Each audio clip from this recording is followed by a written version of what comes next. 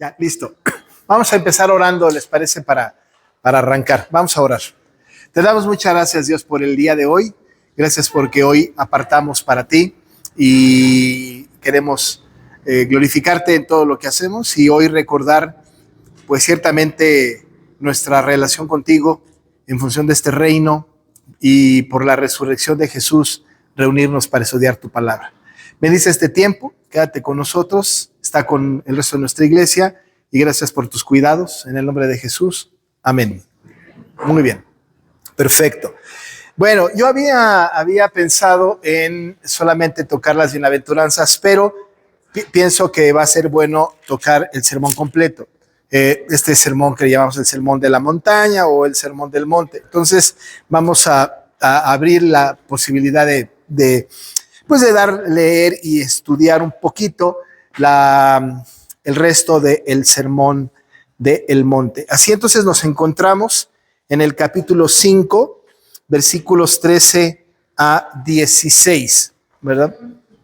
5, 13 a 16. Y lo voy a leer, ténganlo ustedes presente este pasaje, que dice: vosotros sois la sal de la tierra, pero si la sal se desvaneciere, ¿con qué será salada? No sirve más para nada, sino para ser echada fuera y hollada por los hombres. Vosotros sois la luz del mundo. Una ciudad asentada sobre un monte no se puede esconder, ni se esconde una luz, ni se enciende una luz y se pone debajo de un almud, sino sobre el candelero y alumbra a todos los que están en casa. Así alumbre vuestra luz delante de los hombres, para que vean vuestras buenas obras y glorifiquen a vuestro Padre que está en los cielos. Entonces, hasta ahí vamos a leer, ¿no?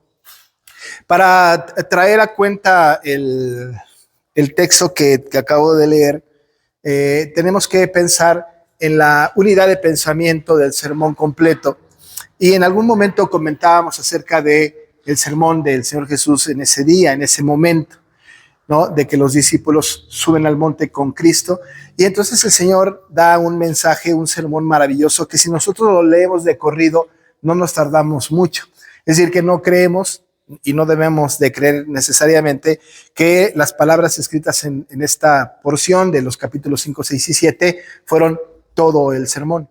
Es decir, que pudo haber tardado mucho más, pero tenemos nosotros de parte de Mateo digamos, un resumen o un compendio, digamos, de las cosas que son importantes en el sermón. No que no, lo demás no sea importante, pero como diría Juan, ¿verdad? Muchas cosas se han escrito, muchas cosas se han dicho, pero no cabrían, ¿verdad? El testimonio de Juan en este libro. Entonces, nosotros tenemos aquí una porción sumamente importante, muy bien explicada de parte de nuestro Señor acerca de los ciudadanos del reino.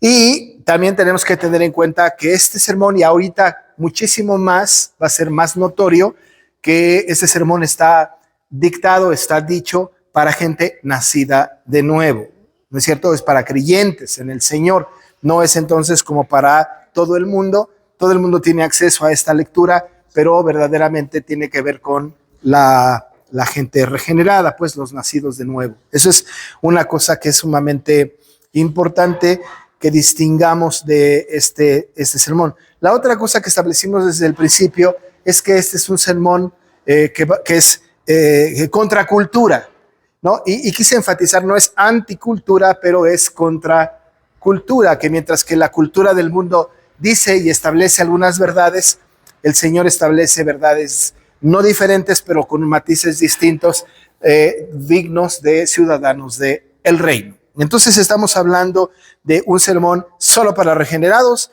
que nos pone a nosotros contra la cultura del mundo y que nos dice que la conducta de los regenerados está en función del reino. Como hemos comentado, Mateo, siendo el evangelista llamado así del reino, ¿verdad? Nos introduce a estas verdades de ciudadanos del reino.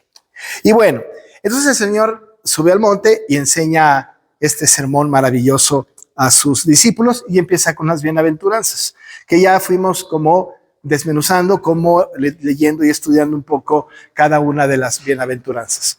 Y quisiera también nada más mencionar con respecto a las bienaventuranzas que dijimos que las bienaventuranzas no son requisitos para entrar al reino, eso es algo muy importante, sino son características de los que están en el reino, ¿verdad? No son los requisitos, no es para que puedan ustedes estar en el reino, tienen que ser pobres de espíritu, misericordiosos, ¿verdad? Pacificadores, en fin. No. Lo que dice la Escritura y lo que nos enseña es que son características de los ciudadanos del reino. Es el ser del creyente, ¿no? El ser, lo que es el creyente. Y si nosotros podemos asumirlo y ver que tenemos que ser lo que dice la Biblia como bienaventurados, pobres de espíritu, ¿no? Misericordiosos, pacificadores, mansos, en fin, ¿no? Buscando la justicia y además sentirnos gozosos cuando nos persiguen por causa de la justicia. En realidad, ¿verdad? Nosotros tenemos esa posibilidad porque hemos nacido de nuevo. Pero que mientras que las bienaventuranzas hablan de lo que somos como ciudadanos del reino, entonces ahora va a empezar a hablar acerca de nuestra relación con la gente que no pertenece necesariamente al reino. Es decir, cuál es nuestra relación con el mundo. No es nuestra relación entre nosotros, ¿verdad? Sino cuál es nuestra relación con el mundo en términos generales, con la gente que está afuera, cómo nos relacionamos. Y los comentaristas del Sermón del Monte, varios de ellos, uno de ellos era Nienhuis, que tenemos por ahí el libro, John Stott también, ¿verdad? Entonces establecen un contraste entre los ciudadanos del reino y los ciudadanos del mundo. No queremos ser discriminatorios, es decir, somos más importantes que ellos. Sin embargo, la Biblia sí nos dice, hay una distinción y tiene que ver con cómo nos conducimos nosotros como ciudadanos del reino con el mundo, cuál es nuestra función. Necesariamente, los que somos bienaventurados, mansos, humildes, misericordiosos, pobres de espíritu, etcétera, etcétera, todos nosotros sí o sí nos tenemos que relacionar con la gente y entonces no es como nosotros nos imaginamos, no es como a nosotros nos gustaría, sino que se establecen principios importantes de nuestra relación con el mundo, ¿no? Y bueno, se habla acerca de cómo nos relacionamos con el mundo. Tenemos que definir un poco entonces el tema del mundo, ¿no? ¿A qué nos referimos con el mundo? Y bueno, en términos muy bíblicos, digamos que cuando se habla del reino, estamos hablando de aquellas personas que no creen que Jesús es el Salvador, que no han entregado su vida a Cristo, que no son nacidos de nuevo. Cualquier persona. Y cuando digo cualquier persona, estamos hablando incluso de los más cercanos, ¿no es cierto? A veces pueden ser nuestros hijos, pueden ser nuestros padres, puede ser nuestra familia, puede ser el mundo, en términos generales, nuestros vecinos, nuestros compañeros de trabajo, etcétera. ¿Quién de nosotros no se relaciona con gente no creyente? La verdad es que nos relacionamos con gente no creyente, sin duda. Quizá yo menos que ustedes, porque mi relación normalmente es con gente creyente como ustedes, pero los que van al trabajo, los que están en una reunión de vecinos, los que tienen incluso familia no creyente, se relacionan con ellos. Entonces el mundo en ese sentido, ¿no? Tiene que ver con la gente no creyente, que puede ser cercana o que puede ser gente a nuestro alrededor. En cualquier circunstancia, vamos al parque, vamos a la plaza, vamos al centro, vamos a la tienda comercial, indirectamente estamos relacionados con el mundo. En fin, nuestra relación del mundo es sumamente importante y el asunto es cómo nos debemos conducir. ¿Qué debe de ser? ¿Cómo debemos de ser nosotros en relación con el mundo? ¿Verdad? ¿Cómo nos relacionamos con el mundo? Insisto, no entre nosotros, pero sí con la gente de afuera. Y entonces el Señor empieza, después de las bienaventuranzas, que es una introducción maravillosa de nuestras características como ciudadanos del reino, va a hablarnos de dos metáforas para ilustrar cuál es nuestra relación con el mundo o cómo debe de ser nuestra relación con el mundo. Y utiliza dos metáforas. Y las dos metáforas que él utiliza son tomadas de la cotidianidad, de las situaciones normales, comunes, manejables por todo el mundo, ¿verdad? No son metáforas muy complicadas, en realidad son metáforas tomadas de las circunstancias comunes de la gente de ese tiempo y de nuestro tiempo también, y va a usar las metáforas de la sal y de la luz, ¿no es cierto? Va a decir, vosotros sois la sal ¿verdad? Vosotros sois la sal de la tierra, y luego va a decir en el versículo 14, vosotros sois la luz del mundo. En ese sentido, entonces, tenemos ya de entrada en estas dos afirmaciones esta distinción: vosotros y la tierra, vosotros y el mundo. En el caso de la sal, dice, vosotros sois la sal de la tierra. Entonces ya hay una distinción: vosotros, la tierra. Y por otro lado, vosotros sois la luz del mundo, vosotros, el mundo. Así que estamos hablando de dos entidades, llamémosle así, ¿verdad? Dos partes, una nosotros y otra el mundo o la tierra. Otra vez insisto, no queremos discriminar a nadie, no queremos sentirnos superior que nadie, pero hay una distinción evidente en el Sermón del Monte en estas dos metáforas: nosotros, la tierra, nosotros y el mundo. Tierra y mundo son sinónimos. Estamos hablando entonces de los que convivimos en este mundo y nuestras relaciones en esta tierra. Así que se establecen estos contrastes: vosotros y el mundo, vosotros la tierra. ¿Cómo nos relacionamos nosotros ahora, hoy día, con el mundo y con la tierra, que es lo mismo? ¿Cómo nos relacionamos? Y como ya dije hace un momento, todos los que estamos aquí tenemos una relación con gente no creyente. Estoy seguro de eso, completamente seguro de eso, ¿verdad? Porque estamos en este mundo. La Biblia afirma que aunque estamos en este mundo, no somos de este mundo, ¿no? Somos ciudadanos del reino, pero estamos aquí. Incluso en la oración sumo sacerdotal de Cristo, Él ha dicho: no quiero que los quites del mundo, sino que los libres del mal. ¿No es cierto? Hay una oración de parte de Cristo al respecto, y ciertamente porque estamos en el mundo. Así que tenemos un compromiso con el mundo, con la tierra, con la gente a nuestro alrededor. ¿Cuál es ese compromiso? Como bienaventurados, por ejemplo, tenemos que ser pacificadores, tenemos que ser misericordiosos, tenemos que ser mansos, ¿verdad? Tenemos que tener hambre y sed de justicia. En fin, tenemos mucha responsabilidad como ciudadanos. Pero ¿cómo se pone en práctica? ¿Qué debemos hacer? ¿Cómo es esta relación? Estas dos metáforas alumbran de alguna manera, ilustran de alguna forma nuestra relación con el mundo. Los siguientes versículos va a hablar de nuestra relación con la ley, ¿no es cierto? Es decir, primero habla de nuestra relación con la tierra, con el mundo, y luego va a establecer nuestra relación con la ley, tomando como ejemplo a Cristo, que Él no abrogó la ley, no vino con ese propósito. Pero por lo pronto, dice la Biblia, y el Señor Jesús dice: ustedes son sal, vosotros sois la sal de la tierra, y más adelante vosotros sois la luz del mundo. Ahí está nuestra tarea, ¿verdad? Ser sal y ser luz. Dado que es una metáfora, evidentemente no estamos hablando de que tenemos que ser sal, literalmente hablando. Es una figura de lenguaje, es una metáfora, no tiene que ver con que seamos luz, es una metáfora, es una figura.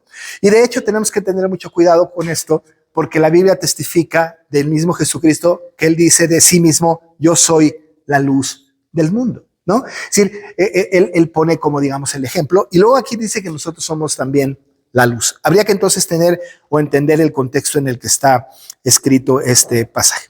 Lo que empieza, como empieza este texto, justamente es: con vosotros sois la sal de la tierra.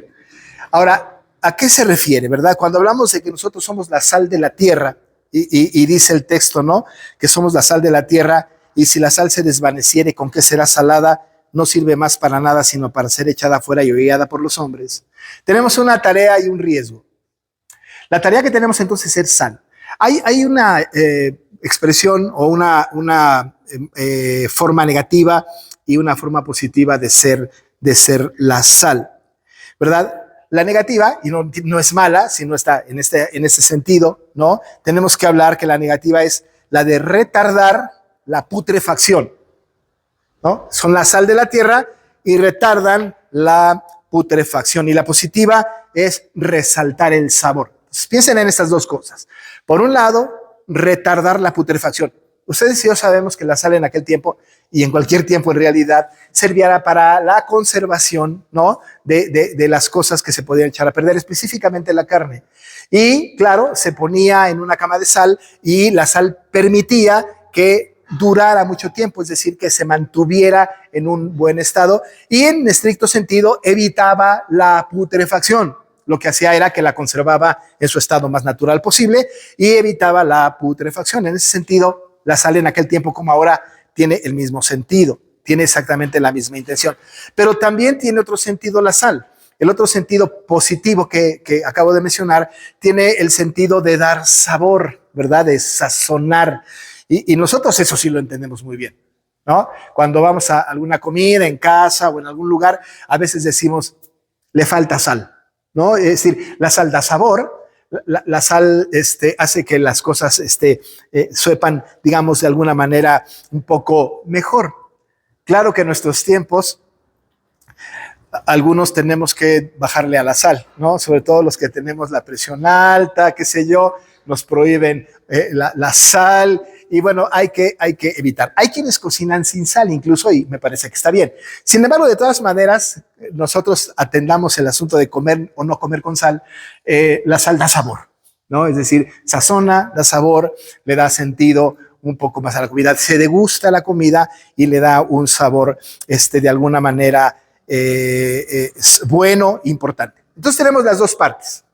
La negativa que tiene que ver con evitar la putrefacción y la positiva que tiene que ver con dar sabor.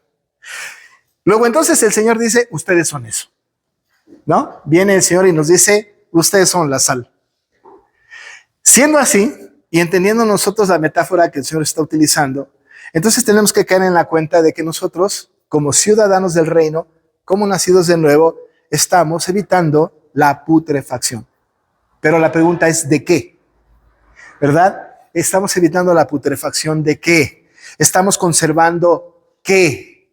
Bueno, pues justamente acaba de decir el Señor, la tierra, ¿no? Dice, ¿vosotros sois la sal? Pues de la tierra. Y estamos evitando la putrefacción de la tierra. Recordamos nosotros el episodio de Abraham con el Señor, cuando quiere destruir la tierra, y Abraham tiene que interceder. ¿Se acuerdan ustedes, no? Y Sodoma y Gomorra, sí. Y va a interceder. Y si hay 10, y si hay 5, y entonces el Señor dice, por amor a los 10, por amor a los 5, no la voy a destruir. ¿Qué pasó? Que de alguna manera la presencia de los cristianos o los que estaban en relación con Dios en ese tiempo, desde luego cristianos, ¿no? Solamente su presencia estaba evitando la destrucción. De alguna forma evitó la putrefacción. Es decir, que el mundo no sucumbiera tan rápidamente al pecado, que no se entregara tan rápidamente al pecado por el estorbo no estorbo, pero por la influencia de los creyentes que influían en su comunidad y que retardaban la putrefacción, ¿no? Eso sucedió en aquella época. Pero ¿cómo sucede en nuestro tiempo? ¿Verdad? En nuestro tiempo, ¿cómo pasa eso? La moralidad, la ética, pero básicamente la fe de los creyentes, nosotros en la fe que profesamos, tenemos que ser sal de la tierra porque tenemos que señalar, tenemos que hablar a la gente de la santidad, tenemos que hablar a la gente de la justicia, tenemos que hablar a la gente de lo que al Señor no le agrada. Y si el Señor no ha destruido la tierra, no ha destruido el mundo, ha sido porque hay una presencia de creyentes regenerados en el mundo. Estamos evitando la putrefacción y somos estorbo para el mundo porque estorbamos cuando nuestra vida de santidad, cuando nuestra vida cristiana es exigida, es pedida, es a favor del mundo. Por otro lado, no, oramos por el mundo, ¿no es cierto? De vez en cuando a mí me gusta en la oración de intercesión orar por México y orar por nuestra presidente y orar por nuestro gabinete y orar por nuestro país. Y claro, una manera de preservar, ¿verdad?, al mundo es interceder por el mundo, es decir, intercedemos por la tierra. ¿Cuántos de nosotros no hemos orado por alguien no creyente, ¿no?, familiar o no, y oramos por estas personas? De alguna manera estamos siendo sal porque evitamos la putrefacción. Dentro del concepto de la gracia común, que es un concepto bastante abstracto, que no vamos a entrar en profundidad, no solamente el Señor, ¿verdad?, hace salir el sol sobre justos e injustos, no solamente da sombra para justos e injustos, ¿verdad?, no solamente alimenta a justos e injustos, sino que dentro del tema de la gracia común está justamente que el Señor, por amor a nosotros, ¿no?, que tiene una gracia especial para nosotros, extiende su gracia a la tierra, extiende su gracia al mundo y le hace favores que nos hace a nosotros. Concede bendiciones que nos concede también a nosotros y por influencia nuestra. Sí tenemos una parte importante, ¿no? No manipulamos a Dios, el Señor no actúa por nosotros, pero ciertamente nos pone para que podamos evitar justamente la putrefacción de la tierra, ¿no? Eso es algo muy importante. Me recuerdo que yo he escuchado personas que dicen, yo hasta caigo mal, ¿verdad? En mi casa porque, o en la escuela o lo que sea, porque digo, esto no le agrada a Dios, miren lo que dice la Biblia, y así como que, qué molesto es este señor, qué molesta es esta señora, esta vecina, ¿verdad? Qué molestos es, pero de alguna manera lo que estamos haciendo es ser sal, ser cristianos auténticos y evitar la putrefacción. La gente no se entera, la gente no lo sabe, la gente no lo siente, pero esa es la tarea que tenemos nosotros como creyentes, ser sal y evitar la putrefacción. Pero desde el punto de vista positivo es dar sabor, ¿no es cierto? También nosotros damos sabor, ¿verdad? A la tierra, ¿no? Este sabor que nosotros damos es un sabor al evangelio. Nosotros sabemos que, por ejemplo, el evangelio es dulce, es agradable para nosotros y somos los encargados de llevar buenas nuevas de salvación a los perdidos. Somos sal de la tierra. Pero ¿qué pasa si no hacemos nuestra tarea?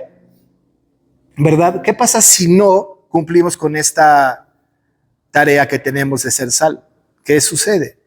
La Biblia dice, pero si la sal se desvaneciese, ¿verdad? Si la sal se desvaneciese, es decir, cuando nosotros tenemos un compromiso cristiano y no lo hacemos, cuando tenemos la responsabilidad de evitar la putrefacción de la tierra, de dar sabor a la tierra, cuando tenemos la tarea de hablar del evangelio, que es dulce, que es alimento sólido para el pueblo, ¿verdad? Entonces, ¿qué pasa? Dice la Biblia, ¿verdad? Si esta sal se desvaneciese, ¿verdad? Entonces, ¿qué pasa? Pierde el sabor, por un lado, y no evita la putrefacción. Pero no solamente esto, que tiene un daño para la gente común, para la gente del mundo, sino que además, ¿verdad? De una manera muy fuerte, el Señor dice, ¿verdad? ¿Con qué será salada? No sirve más para nada. No sirve más para nada. Y ¿quién de nosotros estaríamos dispuestos a recibir de parte del Señor un no me sirves para nada, ¿no? ¿Qué haces? No me sirves, ¿verdad? No sirves para nada. Qué duro juicio, qué dura expresión de parte del Señor, ¿verdad? Hablando de la metáfora, los discípulos entendiendo que está hablando de ellos en su relación con el mundo, y dice, si ustedes se desvanecen, vamos, si dejan de tener la tarea cristiana, si dejan de ejercer aquellas características como ciudadanos del reino, si no lo hacen, si se desvanece, si se cansan, si se niegan, incluso puede ser que haya habido cristianos que piensen que son cristianos y simplemente no lo son, si esa sal se desvaneciese, incluso de cristianos, ¿verdad? Fríos, de estos cristianos que aun y cuando entienden el evangelio y que entienden que son salvos, no hacen nada, ¿verdad? No evitan la putrefacción, incluso mucho, al revés, participan, ¿verdad? Del mundo echado a perder, se suman al mundo, ¿no? Se desvanece la sal, se desvanece, ¿no? La sal, y dice, no sirve más para nada, sino para ser echada y pisoteada, ¿verdad? La palabra hollada tiene este sentido, y pisoteada por los hombres. Pues no que muy cristiano, no que muy santo, ¿verdad? No que mucho del reino, no sirve para nada. Y me parece que esta es una denuncia importante parte del Señor. Lo que está diciendo entre líneas entonces es, deben de ser sal de la tierra, ¿no? Y permanecer como sal de la tierra. No deben desvanecerse, no se debe desvanecer la sal, porque es la que evita la putrefacción y la que le da sabor a la tierra, y no se debe desvanecer. ¿Cómo se puede desvanecer la sal? Cuando no entendemos nuestro compromiso cristiano en relación con el mundo, ¿verdad? Cuando nosotros incluso nos sumamos, como dije hace un momento, a las corrientes del mundo, a las ideologías del mundo, a la cultura del mundo. También se desvanece la sal cuando dejamos de ser pacificadores, cuando dejamos de ser pobres de espíritu, cuando no ejercemos aquello de que estamos equipados como creyentes en el Señor. Cuando no buscamos la justicia, cuando nos enfadamos cuando nos persiguen por causa de la justicia, cuando no buscamos la paz en la predicación del Evangelio, cuando no ejercemos nuestra función como creyentes, como bienaventurados, la sal se desvanece. La sal se desvanece. Un autor cristiano, ¿verdad?, dijo que la iglesia tiene que discipular al mundo, pero el fenómeno es que el mundo está discipulando a la iglesia. La sal se está desvaneciendo, ¿no? En lugar de que en la iglesia discipule al mundo y le diga cómo debe de ser las características, cómo debe de ser el accionar del mundo delante de Dios, en lugar de que llevemos buenas nuevas de salvación, nos sumamos al mundo y entonces copiamos del mundo y somos discipulados por el mundo y somos excelentes alumnos de ese discipulado. Excelentes en todas las áreas, cómo nos vestimos, qué comemos, cómo hablamos, cómo nos relacionamos con otros, cómo es nuestro propio lenguaje, ¿verdad? Está siendo desvanecido la sal. Hace muchos años, ¿verdad? Yo tengo un dicho que es muy interesante, ¿verdad? Que dice que hemos extendido los límites de la capacidad del asombro, perdón. Hemos abierto la capacidad del asombro y extendido los límites de la tolerancia. Lo que antes para nosotros no nos asombraba, la tolerancia era así. Pero ahora hay cosas que ya no nos asombran y la tolerancia es así. Yo me acuerdo cuando era pequeño, creo que lo comentaron alguna vez, si uno iba caminando por la calle y una niña chiquita o niño chiquito decía una grosería, ¿no? Era un escándalo. Pero ya nada más que te laven la boca con jabón y que no sé cuánto. Y no, bueno, era un escándalo. Si en el súper o en la tienda, lo que sea, la gente alrededor se asombraba muchísimo y era un escándalo. La tolerancia era así y la capacidad del asombro era grandísima. No, ¿cómo es posible? Ahora vayan ustedes a la calle y escuchen a la gente, a los niños hablando. No solamente hemos perdido la capacidad de asombro, sino hasta lo celebramos y decimos, qué chistoso se oye, ¿no? Ay, mira qué curioso, qué niña, ¿no? Y ya no nos asombramos y la capacidad del asombro, ¿verdad?, la hemos perdido y la tolerancia se ha extendido. ¿Qué pasa? La sal se está desvaneciendo. Se está desvaneciendo. Y dice la Biblia, si se desvanece, ¿con qué será salada? ¿No? ¿Con qué será salada? No sirve más para nada. Para lo único que sirve es para ser echada afuera y pisoteada por los hombres. Y vaya que los hombres son capaces de pisotear la sal que somos nosotros como ciudadanos del reino. No sirve para nada. En nuestras relaciones interpersonales hemos fallado como padres, hemos fallado como hijos, hemos fallado como esposos, hemos fallado muchas veces. Y cuando no acudimos nosotros a las demandas de la Escritura, la sal se desvanece. Y claro, por supuesto, entre nosotros hay perdón, hay reconciliación, hay soportar las cargas unos de los otros. Pero ¿qué pasa con el mundo? ¿Verdad? Cuando no cumplimos nuestra tarea, si mi esposa y yo tenemos problemas y el mundo lo percibe, la sal se está desvaneciendo, ¿no? Si yo no tengo en sujeción a mis hijos, si yo tengo un problema en mi casa, la sal se está desvaneciendo. Si los vecinos que están alrededor de mí oyen que yo le gritoneo a mi esposa groserías, la sal se está desvaneciendo. Es decir, habría que tener mucho cuidado, porque la demanda es, ustedes son la sal de la tierra. Evitan su putrefacción, no participan de ella y además están siendo podridos también, sino que la evita y además dan sabor. Esa es una tarea que tenemos nosotros como creyentes y la Biblia es muy, muy específica al mencionar. Pero la otra metáfora que utiliza el Señor es la de la luz. Y es como muy clara, ¿verdad? A mí me gusta mucho este texto porque casi no necesita explicación, ¿verdad? Porque está súper claro. Pero dice el Señor, vosotros sois la luz del mundo. Somos la luz, ¿no? Somos no una luz, pero somos la luz del mundo. Ustedes saben que vivimos en oscuridad, ¿no? El pueblo que vivió en oscuridad, dice Isaías, vio gran luz. Claro, se refería desde luego a Jesús. Pero vivimos en un mundo oscuro. Y cuando estamos hablando de un mundo oscuro, también es una metáfora, ¿verdad? Porque en realidad sale el sol, a menos que estemos en los polos, en donde hay noches de 6 meses o no sé cuánto, ¿verdad? Y días iguales. Pero finalmente nosotros vivimos en oscuridad, no necesariamente por la ausencia de la luz, pero vivimos en oscuridad porque estamos en un mundo verdaderamente contaminado, ¿verdad? Por Satanás y por la carne de la gente y el mundo. De tal manera que entonces la Biblia dice, el Señor, que somos la luz del mundo. Gran compromiso. Somos sal, pero también somos luz del mundo. Dice él, una ciudad asentada sobre un monte no se puede esconder.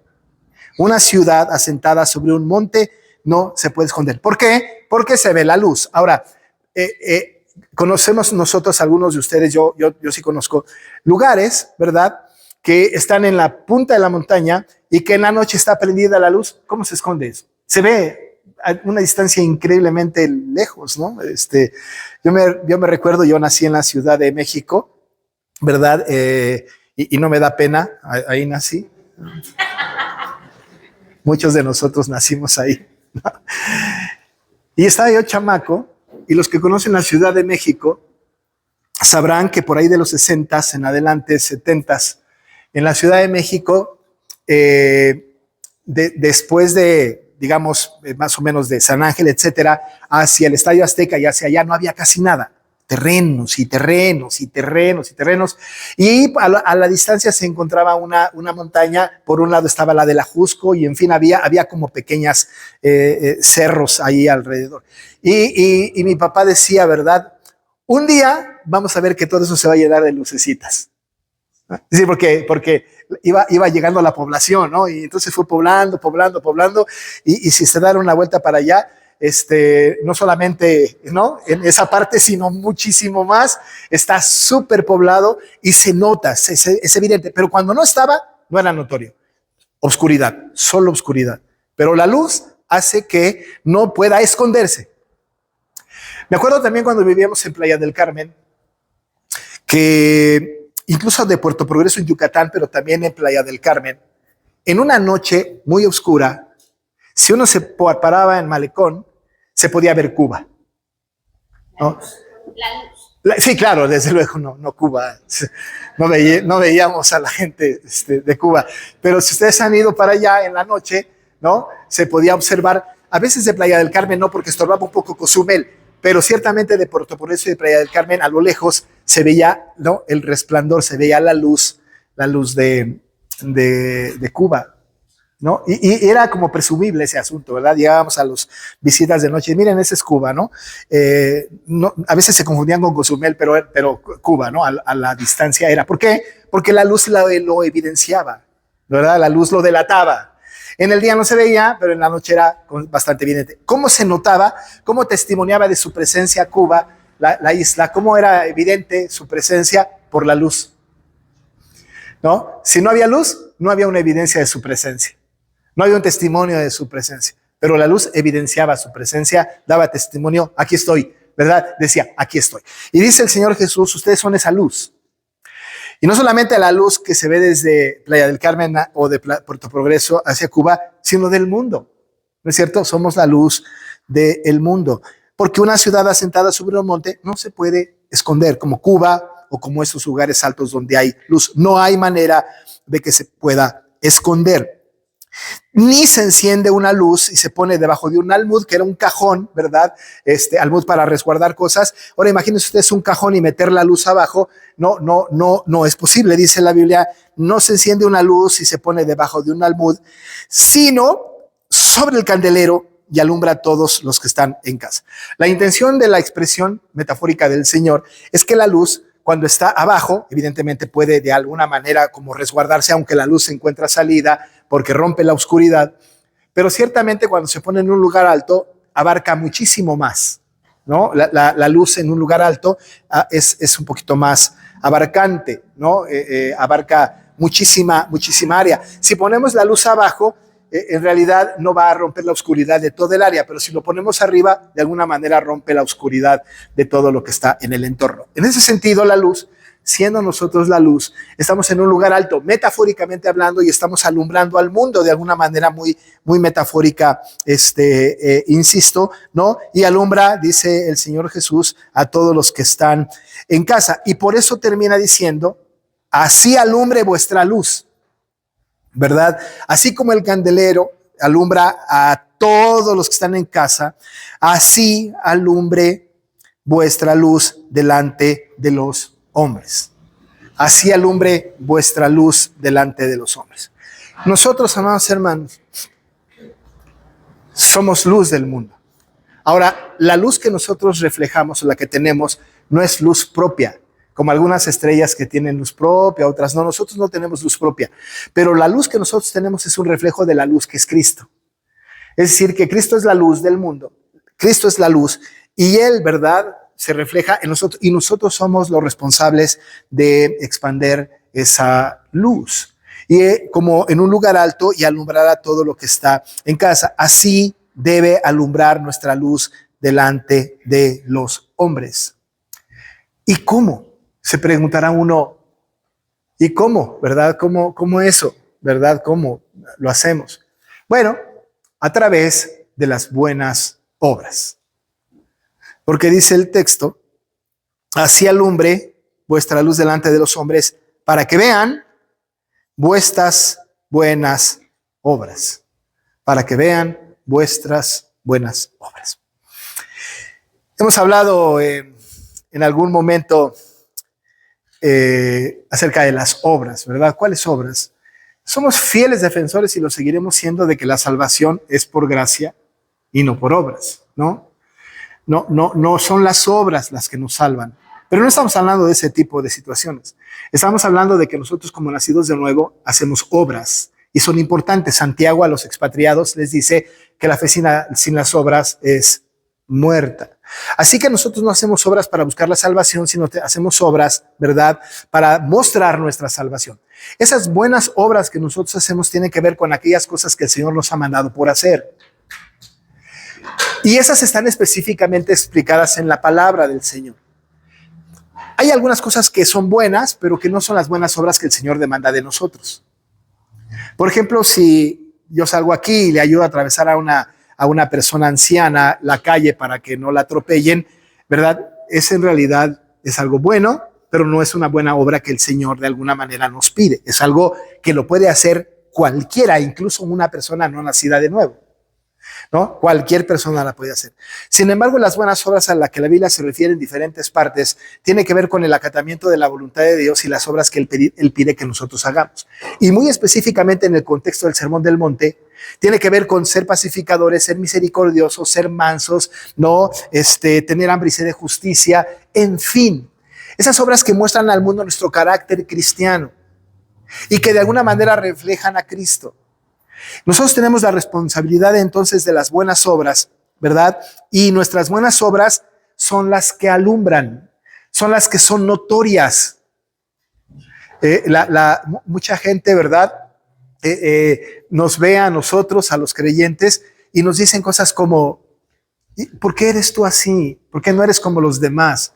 ¿Verdad? ¿Por qué no dices groserías? ¿No? ¿Por qué no fumas? ¿Por qué no tomas? ¿No? ¿Qué sé yo? ¿Por qué no participas de las cosas? ¿Por qué no lo hacen? Porque estamos nosotros seguros de que somos personas en función del reino y hacemos obras que muestran al mundo nuestra fe.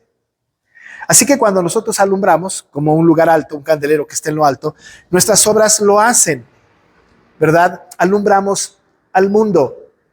Y le decimos, así es la vida cristiana. De alguna manera rompemos la oscuridad, porque la luz lo que hace es romper la oscuridad. Y por otro lado, damos testimonio de personas que son creyentes en el Señor y que ayudan a las personas a seguir el camino, la senda de la salvación. Así que entonces cuando hablamos de que somos la luz, nosotros evidentemente somos personas que mostramos al mundo buenas obras. Eso dice el Señor Jesús en este pasaje, ¿no? Buenas obras. ¿Con qué propósito? Pues la Biblia lo deja muy claro, ¿no? ¿Cuál es el propósito de esto? Para que vean vuestras buenas obras y glorifiquen a vuestro Padre que está en los cielos. Y cierra con esta idea. El fin, el propósito final de ser sal y de ser luz es la gloria del Señor. No es nuestra satisfacción, es la gloria de nuestro Padre, es la gloria del Señor. Y glorifiquen a vuestro Padre que está en los cielos, ¿verdad? La gloria del Señor. ¿Y cuántas veces nuestra influencia como sal y luz ha llevado a alguna persona a que glorifique a Dios? ¿No? Dice John Stott que cuando nosotros somos muy bien la sal, muy bien la luz, y la gente testimonialmente dice cosas como, gracias a él, gracias a ella, ¿verdad? Vine al conocimiento del Evangelio. Me parece, dice él, que erramos, ¿verdad? Del camino. Lo erramos. Pero el hombre está lleno de esta necesidad de reconocimiento. Nos encanta cuando nos dicen, gracias a ti conozco la Biblia y conozco de Dios. Y la verdad de las cosas es que nos llena de gozo, de orgullo. Decimos, qué bueno soy, ¿verdad? Voy a seguir con esto. Pero en realidad, ¿no? Cuando la gente es cuidada por nosotros para evitar su putrefacción, cuidamos el testimonio nuestro como luz, ¿verdad? El propósito final es la gloria del Señor. Si no buscamos que sea glorificado nuestro Padre que está en los cielos, hemos fallado, hemos errado el camino. Y como dije hace un momento, parece ser que el mundo que no es creyente es sal y luz de los creyentes. Pareciera que son sal y luz. Alumbran, ¿verdad? Le dan sentido a nuestra vida por todas aquellas cosas que el mundo ofrece y a las cuales sucumbimos nosotros. Y por supuesto que esto nos lleva lejos a glorificar a Dios. Justamente lo contrario.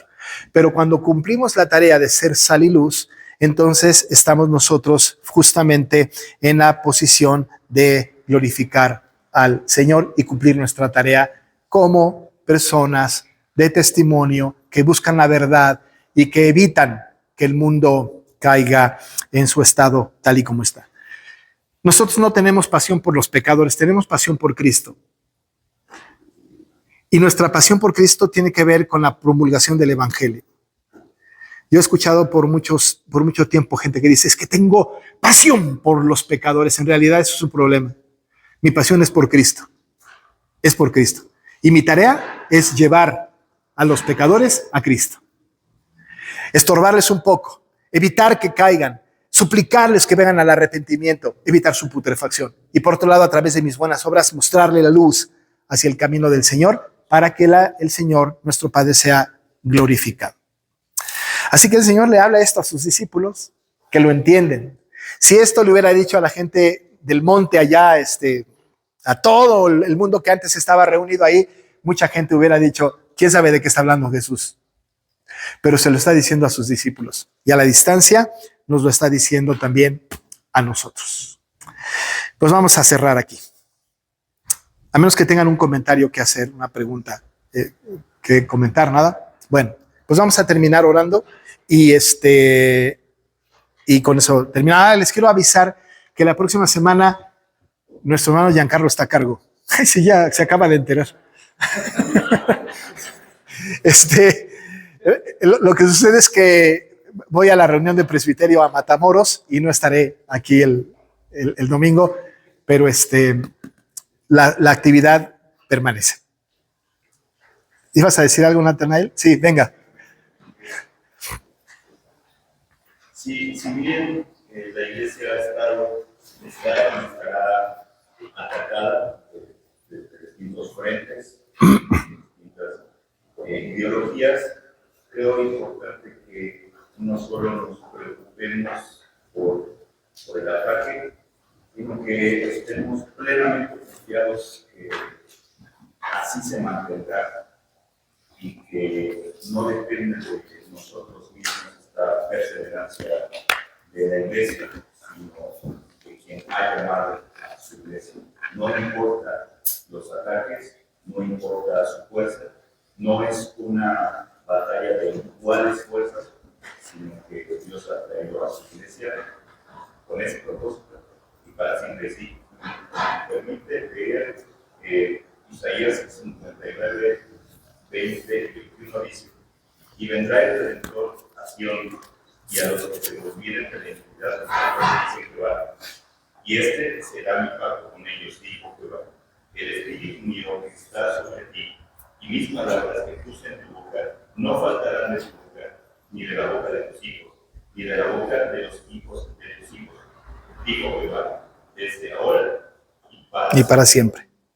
Así es. Gracias por el comentario, exactamente, ¿no? Y gracias a Dios que el proyecto de Dios, la iglesia de Cristo, permanecerá para siempre y no se detendrá el ataque a la iglesia, sino que se continuará, incluso se acrecentará, y nuestra tarea es ser sal y luz, y de todas maneras el Señor saldrá victorioso, porque quien lucha por nosotros es Cristo. Hay una imagen preciosa de la batalla del Armagedón. Un día tenemos que estudiar eso. Pero algunos han pensado que la guerra del Armagedón es la lucha cuerpo a cuerpo, ¿verdad? En donde el pueblo de Dios pelea contra el ejército de Satanás y ya hay bajas, ¿verdad? En un lado y bajas en el otro. Eso no puede ser posible. La batalla está ganada, ¿no? Somos más que vencedores y la batalla está ganada. ¿Qué es lo que va a pasar? Que lo único que sucede es que va a llegar ese momento en donde se declarará la victoria sobre el mal, pero no hay una lucha cuerpo a cuerpo, ¿no? Eso no va a suceder. Y ni aún las puertas del Hades prevalecerán contra la iglesia de Dios, ¿no? Gracias por el comentario. Oramos, ¿no? Vamos a orar. Padre, te damos gracias por esta noche, esta tarde, y queremos pedir perdón por alguna imprecisión. No queremos ser imprecisos, pero podemos equivocarnos. Sin embargo, tu palabra, que es clara, que es inerrante, que es infalible, siempre cumple el propósito por la cual tú la enviaste y hace mella en nuestro corazón y moldea nuestra vida. Te rogamos que permita, Señor, que nosotros entendamos nuestra tarea de ser sal y luz. Que busquemos, Padre, que el mundo piense y que el mundo entienda las demandas de tu reino. Y que nuestra tarea es santa y que tú, Señor, encabezas la batalla. Que seamos luz y que a través de nuestras buenas obras nos vean y lograr que sea glorificado tu nombre. Ayúdanos en esto, Padre, como iglesia, como cristianos. Y te pedimos que nos despidas en paz, que podamos llegar, Señor, a casa y empezar la semana laboral con tu bendición, entendiendo que no tenemos vida secular, sino que toda nuestra vida está en función de tu reino. En el nombre de Jesús pedimos. Amén. Gracias, hermanos.